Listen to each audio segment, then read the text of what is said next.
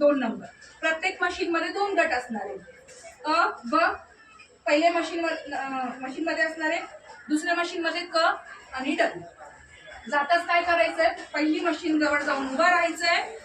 ब मधनं पिंक पाटी गुलाबी जिथं दिसते पहिल्या नंबर वरती खालच्या साईडला दिसणार आहे तुम्हाला 3 नंबरचं बटन, नाव पानसरे रफिया इम्रान. मशाल परत पेटवायची आहे ना, मशाल त्याच्या समोर आपल्याला असं बटन दाबायचं. बीप झालं म्हणजे आपला वोट झाला.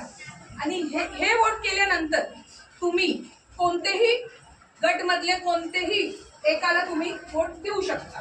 जर तुम्ही नाही दिला तर ते एक वोट तुमचं बाद होणार आहे आणि तुम्ही एकच नावासमोर 4दाही दाबू शकत नाही, ते पण बाद होणार आहे. आणि एकच पॅनलला 1 2 3 4 हे केलं तरीही बाद होणार. म्हणून हे लक्षात राहू द्या, प्रत्येक गटाला आपल्याला एक एक वोट करायचं आहे. जाता अगोदर शिक्का कुठं मारायचं आपल्याला, मशालवरती. त्यानंतर तुमची इच्छा 3 तुम्ही कुठेही द्या, नाही तर खाली नोटाचा आपल्याला ऑप्शन असतो तेही तुम्ही दाबवू शकता. पण कधी दाबवायचं अगोदर, हे दाबवल्यानंतर. मशीनचं समजलं सर्वांना?